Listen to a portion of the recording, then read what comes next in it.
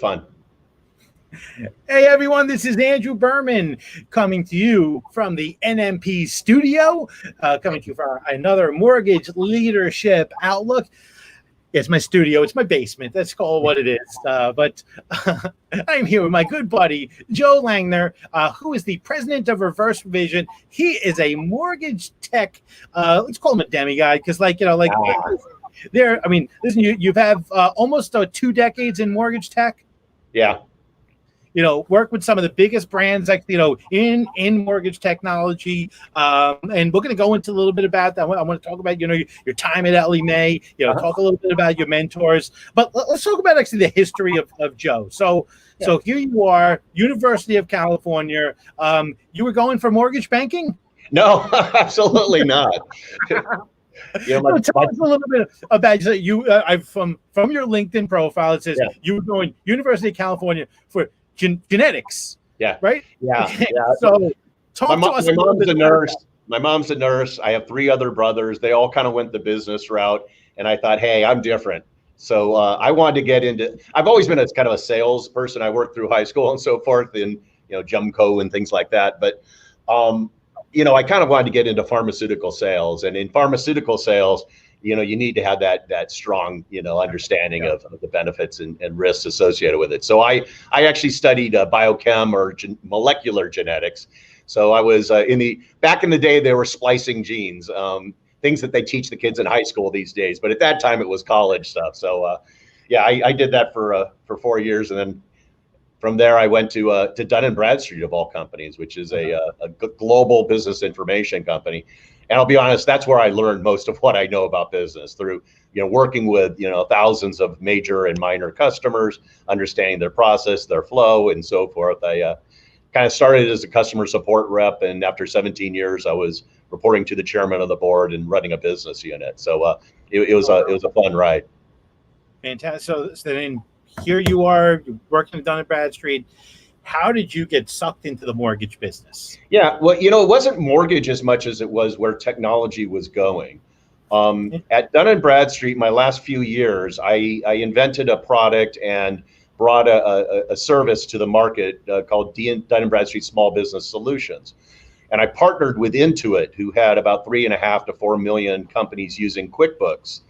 And the goal was to take a service like data, credit reports, marketing information, and so forth, that's available on the web, and integrate it into a desktop software to add more value to the end user.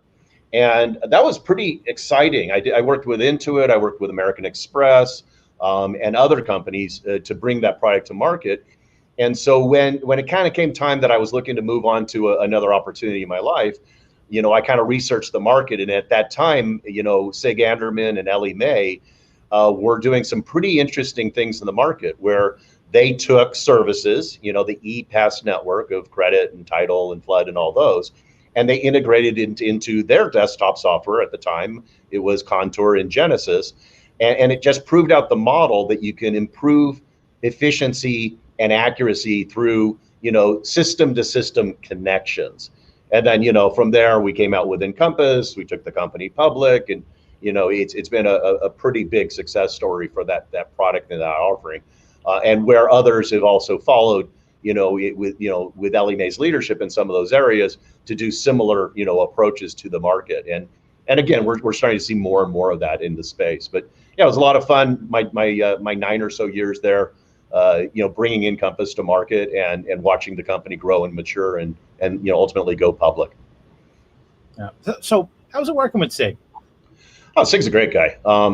Sig is he's entrepreneurial. I think the only challenge I would say is he has maybe too many ideas. He would come in with 2 or 3 things every couple of days of there's a variety of different ways of looking at it. So he really challenged the team to think outside the box, and he challenged the team to say, how could we get our business to the tipping point, beyond just striving to be number one, but getting to that point where we were the obvious choice.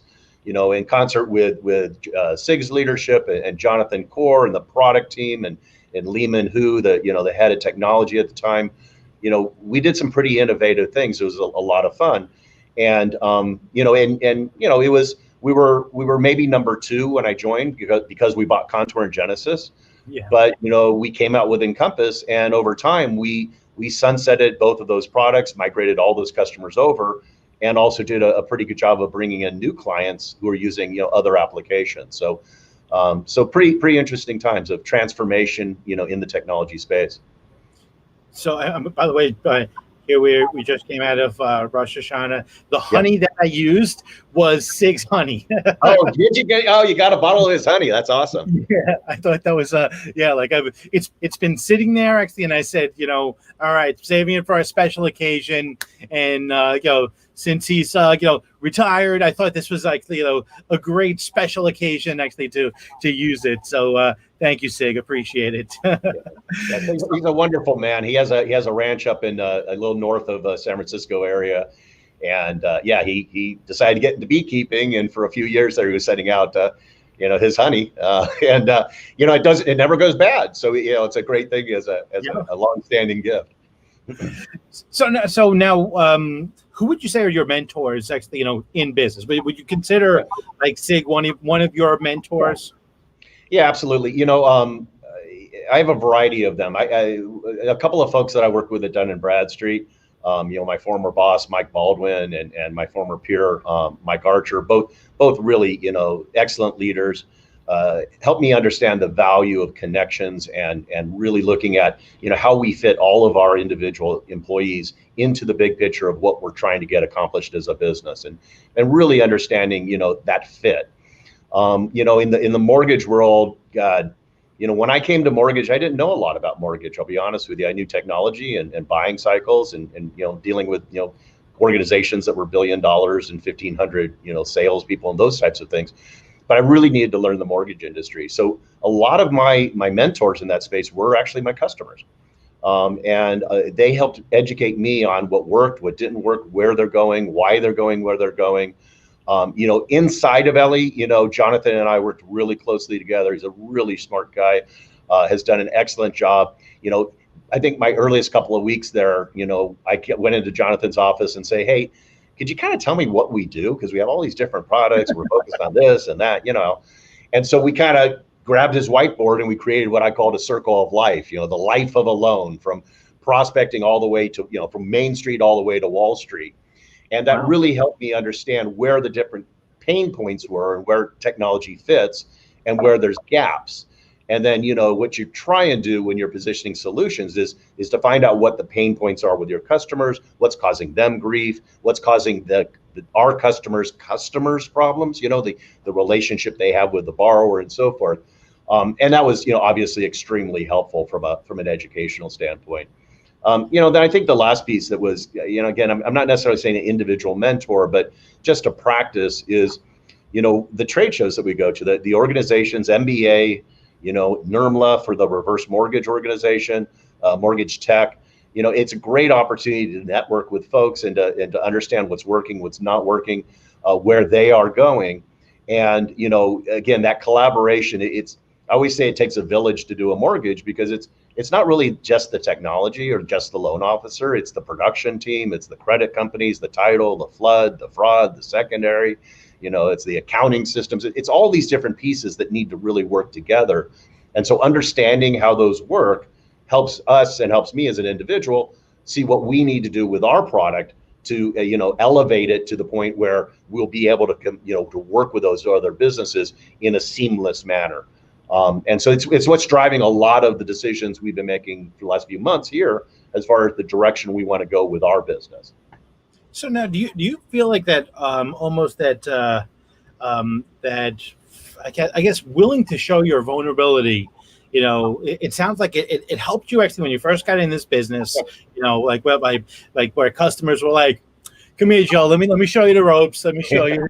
So, like they actually had these these large mortgage bankers, that were, kind of saying, Joe, we'll teach you. And it sounds like actually, you see that it shows. So like that been a major factor, in allowing you actually to understand the market? Yeah, I would say questions are the answer. And what I've found in both when I was at Dun & Bradstreet or other companies, when you're talking to the C-level team, they may not actually have the detailed information and understanding of exactly what's going on with some of their branches. I remember I worked with AT&T at one time, and me and one of the sales reps got on the road and visited like 30 of their locations to understand what the workflow was, how the services were being used, and so forth. At Ellie Mae, we did it, with Carteret, which was a major broker organization. A lot of independent brokers out there all collected together under that one brand. And so what we found is, if you go in there and you're just, you're asking some of the senior level folks where some of the pain points are, they may give you the general, information, but really go into the branches and the offices and really understanding at the street level what's going on, and then taking that back to the senior level so you can educate them on their business. So it's not just I'm trying to sell a product or whatever. It's really we're trying to solve problems, and let's understand what the problems are, how those are impacting your retention, your profitability, your cost structure, and how can we modify that through services, training, education, or technology, to solve those larger problems. So, I do like the humble approach. I do like to, say that I know what I know, but I don't know what you know. And if you could help them, if I could just be, humble enough to say, listen, I may, show that I may not know everything, but the reality is we all don't know everything, and you really need to ask the questions, understand the process, and then relate that back to how you could solve that problem. It's worked well for me, for my career. So I don't think I'll be changing it much. I'm a very customer centric leader. By the way, I love that question to the answer. Listen, my editors are watching this. Like, that's the pop quote right there. That's what we use. But questions is answer. I love that. I think that's great. By the way, I don't know if I just cracked up there just thinking about Carteret, Eric Weinstein in the road and slippers. Actually, that campaign that you guys did, it was great. It was I think you guys definitely just did some unbelievable things, with Encompass and push technology. So no, I'm just curious. Do you feel like, in overall mortgage technology, are you happy where we've come? Now we'll go into specifics as far as reverse and talk about but do you feel like do you feel like we should be much further with mortgage technology overall than we are right now? Yeah. It's easy to say that it can be better, and yes, it can be better. But I think the industry and technology have made some great strides forward. I wish it would be faster, but it's not just a technical problem. Yep. When you think about like a digital mortgage, it's not just the LOS, it's not just the POS, it's not just the CRM. It's really making sure these things can talk together. But let's say you had a perfect, complete end-to-end digital mortgage, e-signatures and all that sort of thing. You still have to have the investors be willing to say, I'm going to risk, the liability of a digital mortgage. And has it been proven in court yet or not? Well, maybe, maybe not. Or the government agency saying, we're going to accept different things. And we're not going to audit you, or, we're not going to give you a fine or whatever for not necessarily supporting a paper-based process. So when I joined, we were talking about digital mortgage, but the reality is it was still a paper-based mortgage, paper-based processes. People would build LOSs kind of thinking about that big old manila folder, and they talk about things on the left side of the folder and the right side of the folder, and it's kind of like, so are we taking technology and replicating a paper-based process, or are we saying let's take technology and rethink the process such that it really is automated? Forms are just an old way of thinking it. It's the data that you need in the order that you need it.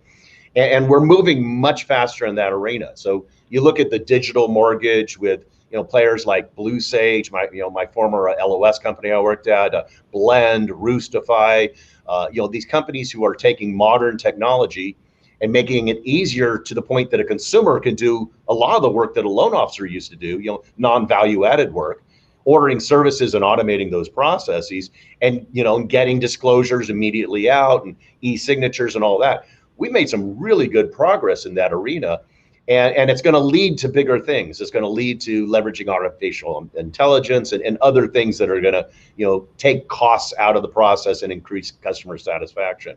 So while I would love to say we could have done this a while back, we kind of could have with some circumstances if it was only technology.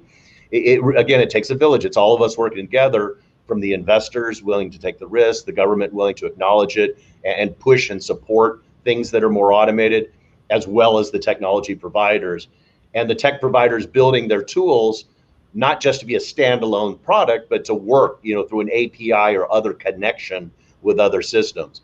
And I think, you see that we're making really, really good progress in that arena. So we're not quite there, but we're getting there faster. And I actually would say that this COVID crisis has helped a bit. It's horrible that we're at the state now with, a couple 100,000 people who've lost their lives and the numbers who have been infected. That's, a horrible scenario. But what it did do is it did put a spotlight, and the government has done a really good job of supporting, alternative ways for appraisals, FHA counseling sessions being virtual versus, having to be face-to-face, assistance in the secondary market and others. So we've seen, people really stepping up to try and make this work for our country. And again, I think that's helped accelerate some of the progress towards that digital mortgage. Yeah. So, I mean, I just still think it's ridiculous that we're celebrating, if a loan closes in 14 days. It's amazing. But, like you said, we've got a lot of other hurdles to kind of overcome besides the technology side. One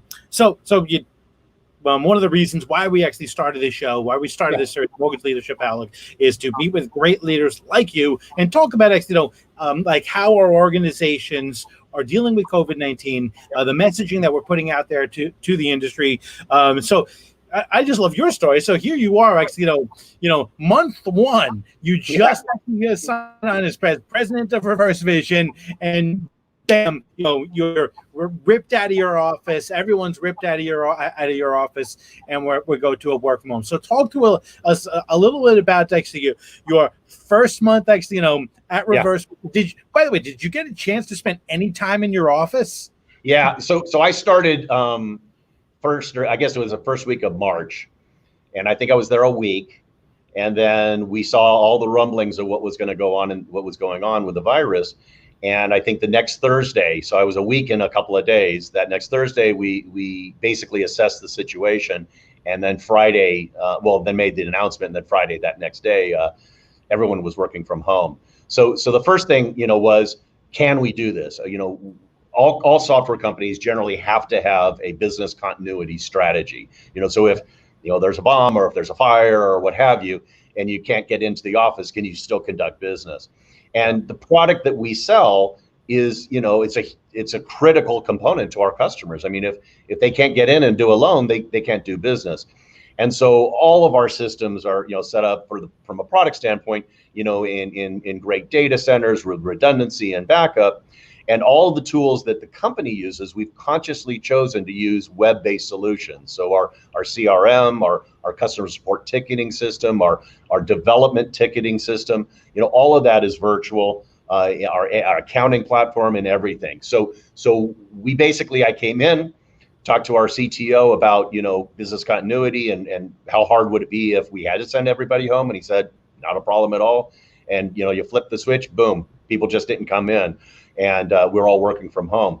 And it's worked really well. I mean, we really haven't had a hiccup on development or service tickets or anything else. I'm very pleased with the team that they've really stepped up.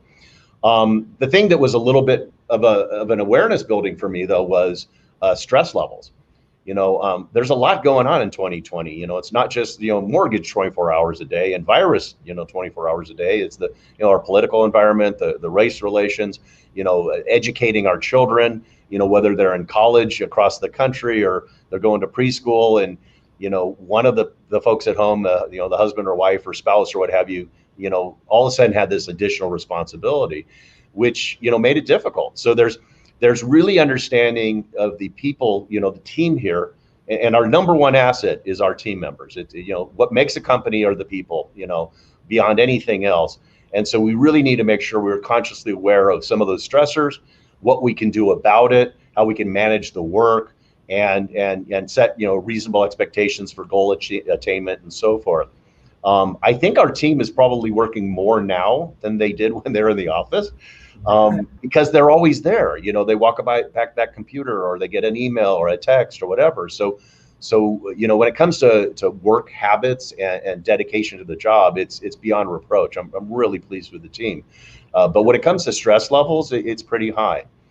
Some of the things that we've done to try and, you know, ease that is that we you know, we have communication is key. So we have an all hands meeting at least once every other month for the entire organization. We celebrate, you know, achievements of, you know, either birthdays or anniversaries or key successes. You know, if somebody does an excellent job, we like to recognize that publicly. We do one-on-ones with each of our team members, you know, regularly. And then we also recently, you know, just kind of sent out some thank you gifts to every employee. Just, you know, just a little game. It was you know, what's that? Bob Ross. I don't know if you ever heard of him. He's on KQED. He does the paintings and happy trees and all that. So he has this little game that we thought would be kind of fun. And so we sent out the chill out game to everybody, just as a, hey, thanks for really stepping up and you're doing great. And maybe this will, you know, take 10 minutes, go have some fun with your family a little bit if you can. And, you know, try and have the work-life balance that we need. So again, communication's key, system support is key, and just, you know, working together with a common goal. So I'd say, you know, for the most part, the crisis has been, you know, something of concern, but hasn't had too much of a negative impact. In the mortgage industry, on the opposite side, it's actually done, you know, quite a bit, because, you know, our customers are generally folks who are 62 years or older, and, you know, they're in retirement or heading into retirement, and they're looking at leveraging assets to better manage their you know, financial needs for the rest of their lives. And you know, one of the other challenges that we've seen is huge volatility in the stock market, and where, you know, many folks have a lot of their, you know, their assets or savings in the market, you know, to get appreciation, less money in the bank, right? So people going into retirement have less money in the bank, but they might have some money in the market. Then all this volatility happens. And if you panic and you pull your money out and sell those stocks, you won't benefit from any rebound. And we've had a pretty big rebound since, you know, the lowest it went down into what it is today. And so by having a reverse mortgage as an option, you know, a lot of folks are saying, hey, let me convert my current mortgage to a reverse mortgage. I'll still make payments. I'll build up more equity. And then I have a tax-free loan or you know, money that I can use to live off of. And so when the market is doing great, I can choose to either keep or pull my money. But if it's doing poorly, I might choose to leave it in there for the bounce back and leverage my home equity for my day-to-day bills and things like that. And so the market's seeing about a 20% growth in wholesale and retail reverses, you know, over the last few months, you know, in part because of, you know, the focus on, you know, alternative strategies for financing your retirement.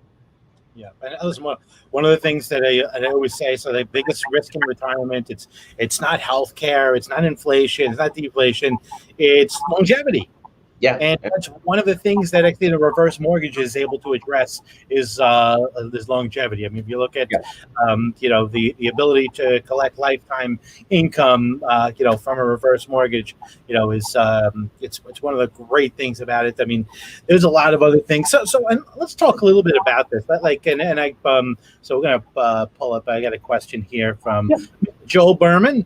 Joe, the reverse mortgage continues to fail to energize originators, learn how to originate them. So talk to us a little bit about how do we inspire originators to embrace, you know, reverse mortgages, and, you know, talk to us a little bit about some of the things that you guys are doing to get people actually to say, all right, listen, we know you're an expert in forward, but how do you embrace reverse mortgages?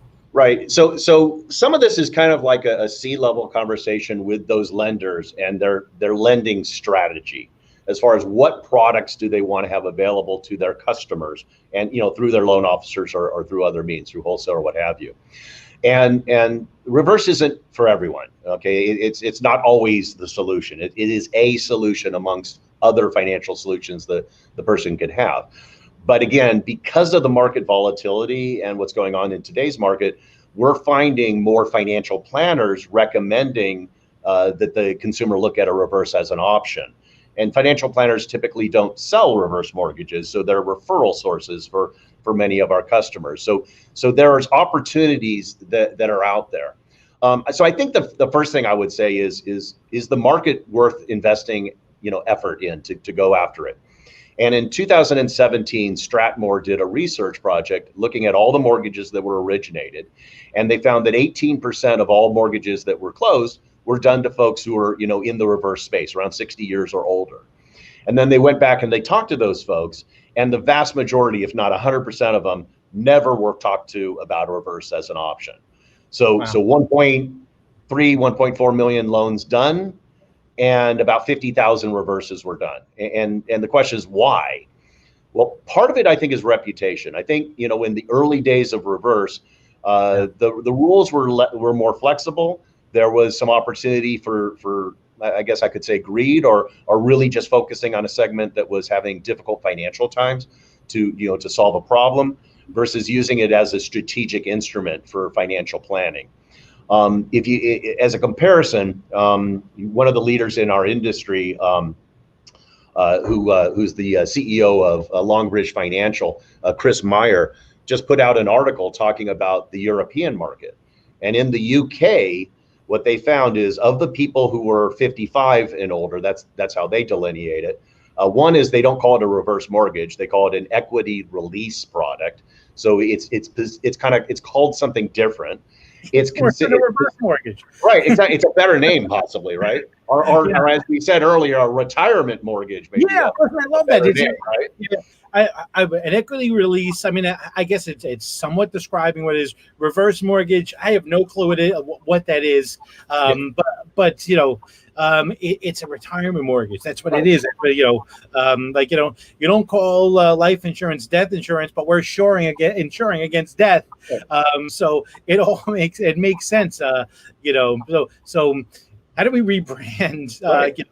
This this great vehicle, this great thing, so borrowers could understand it, and more importantly, actually, so the industry could understand it and be able to embrace it.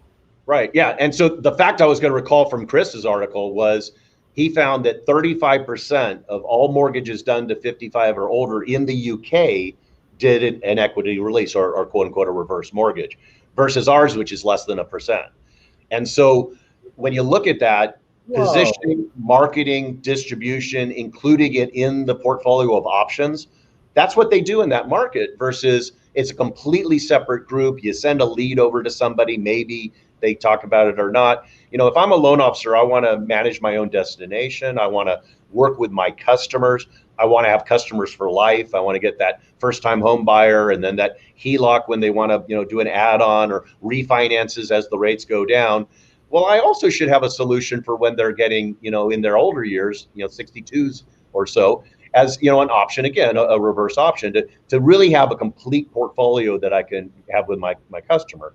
Now, on a financial standpoint, reverses tend to pay a bit more in commissions, and in the secondary market, they actually are the longer the loan is in space, it actually grows, the loan amount grows over time, so it actually increases value to the investor. So from a profitability, the product is a really strong product, and then having it as an option I think is our biggest dilemma. We're at Reverse Vision, we're doing a lot. We're rebuilding our whole product. We're building out APIs. We're partnering with software that's used by the forward industry, and our goal is to make a reverse just another product.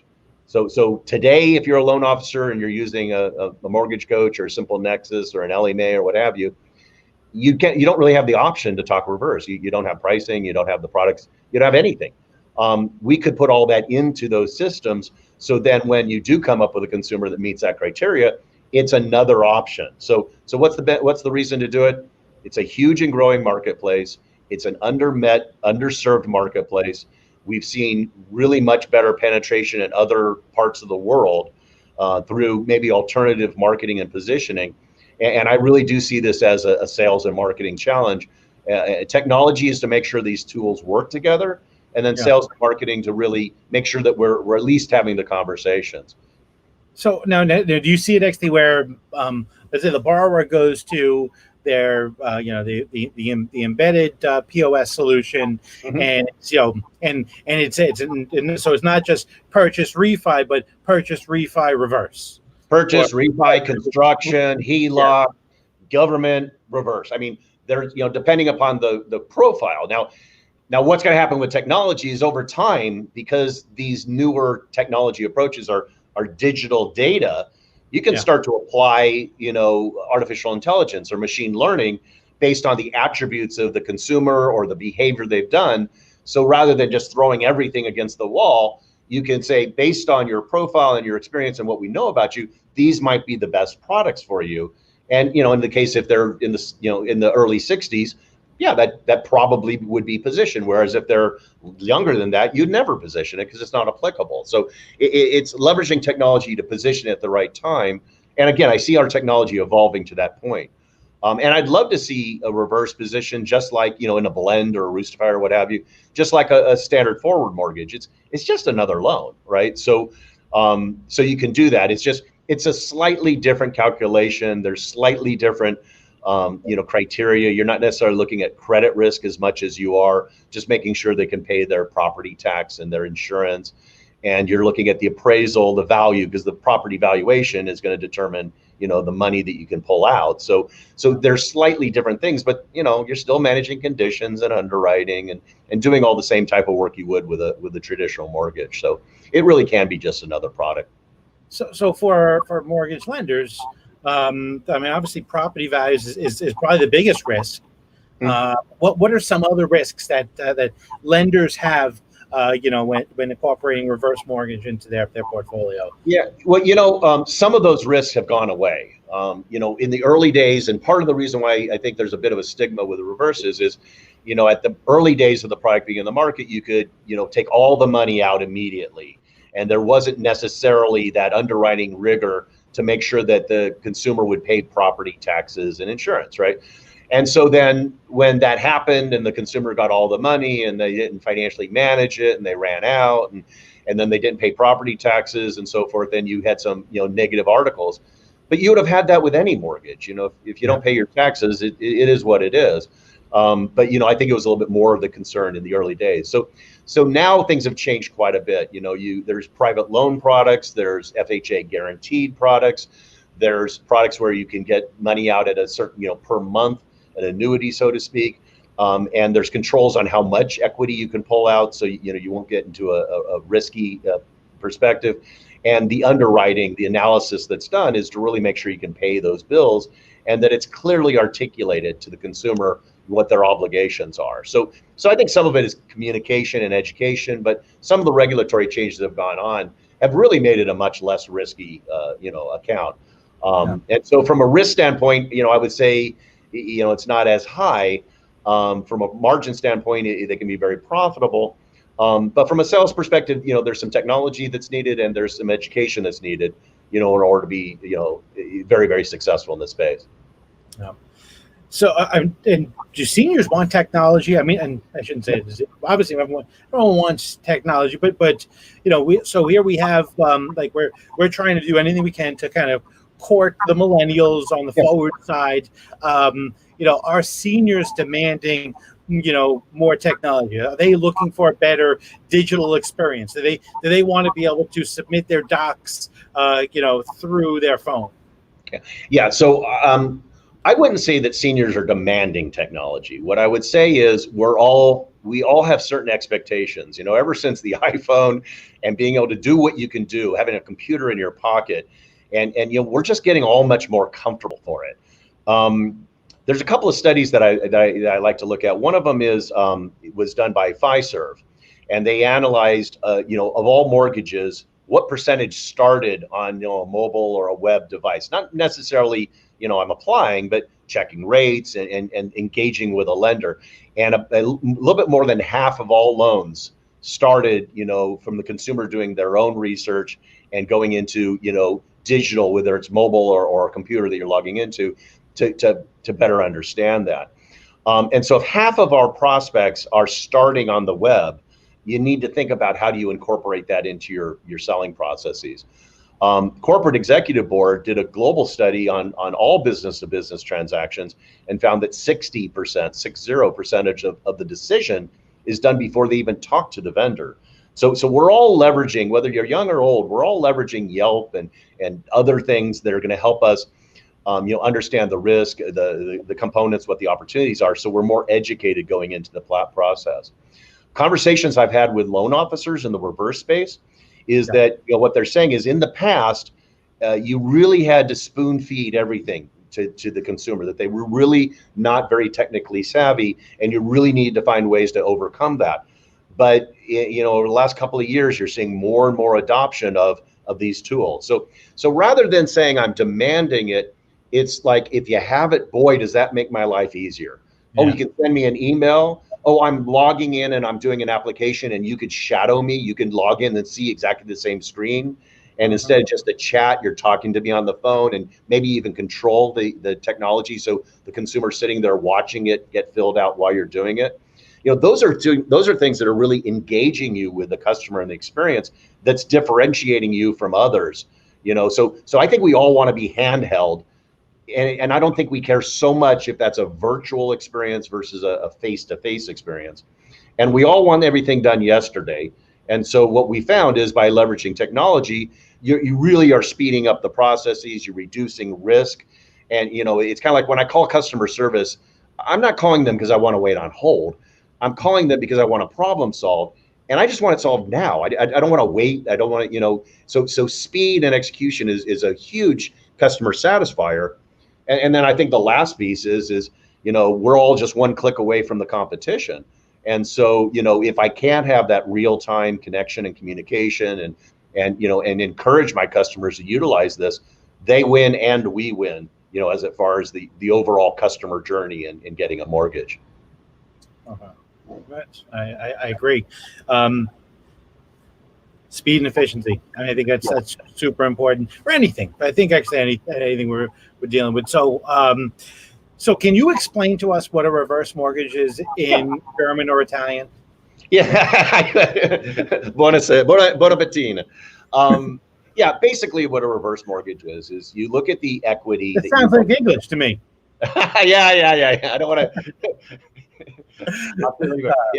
Ich lerne Deutsch in Hochschule, and io studiato Italiano in Università. So I did a few years in after college learning Italian, and a few years during my high school years. It's helped for the German. It's fun going to a country and being able to speak the local language.